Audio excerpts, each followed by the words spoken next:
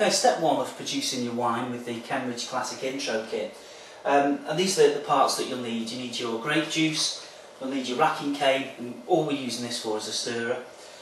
You need your fermentation vessel, your bucket, and then the following sachets. With this particular kit you need your toasted oak sachet. One of the things that makes this wine taste so good at the end is the fact that it's quite authentic.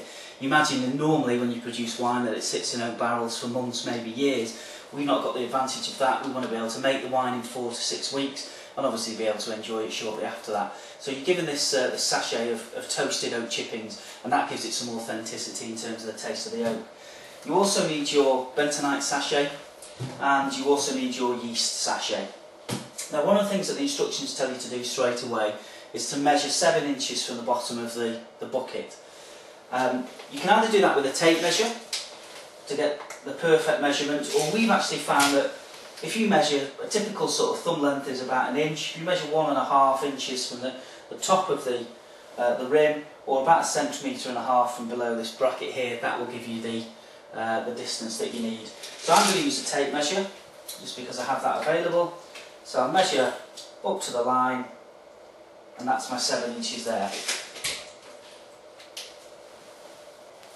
Okay, step 2 in the process, we need to look at sterilising our equipment. The reason we do that is so that we give the yeast the best chance possible of converting the grape juice and the sugars within that grape juice into alcohol. If there's any bacteria within the environment that it's fermenting in, then the yeast has got a harder job. It's got to fight with that bacteria. You also may get off smells, you may an off taste. You also may end up with a product that's spoiled because of an infection. So sterilisation may seem scary. It's not. It's a very simple and straightforward process. Like anything with food production, if you were making food at home, you'd make sure that your work surfaces were clear and everything was clean and ready to go. We've just got to take that one step further and make sure that we've removed all bacteria from the vessel. So to do that, we open up the pail. What we're going to do, I mean, if we measured out here, we said that our line was 5 litres, so we said that's 2.5, that's 2 litres. Imagine we mark, we take the sachet of steriliser, open the sachet and just pop that into the bucket, and what we now need is some hot water. We'll just run until we get hot water from the tap,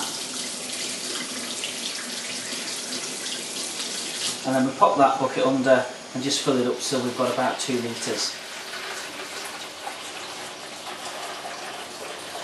which is about there. Now you can use your racking cane to give that a stir, make sure that everything's dissolved and ready to go. And then the first step, you pop the lid onto the top of your vessel, make sure you get a nice tight seal, you don't want any water coming out of there. You can now give that a good shake. You'll notice immediately that it will swell up because there's gas inside, but don't worry about that for now. So we give that a good shake, and then just gently release the edge to let the air out, and then you can remove the top from there.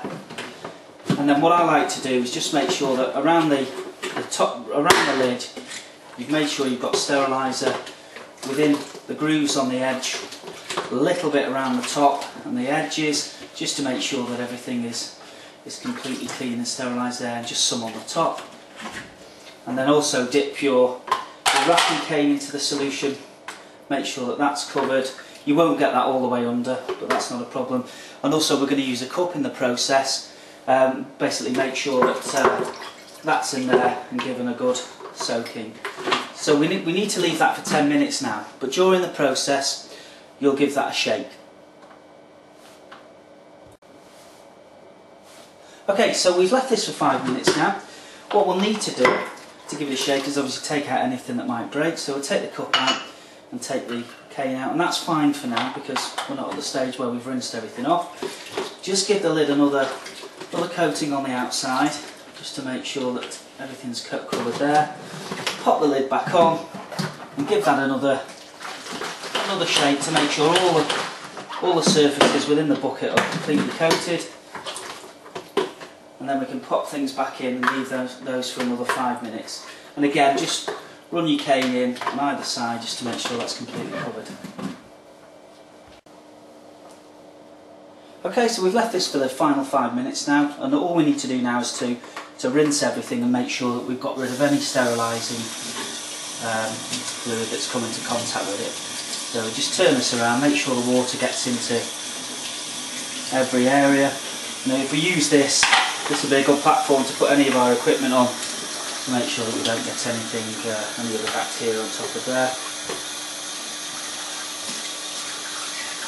So just give that a very good rinse. Tip our bucket out. You can keep this if you want, keep that in a jar and use that again. I mean, with the kits that you buy from us, you'll always get a sachet of steriliser in, so there isn't really a need to keep that. You just make sure that you've got a very, very good steriliser every time that you use it.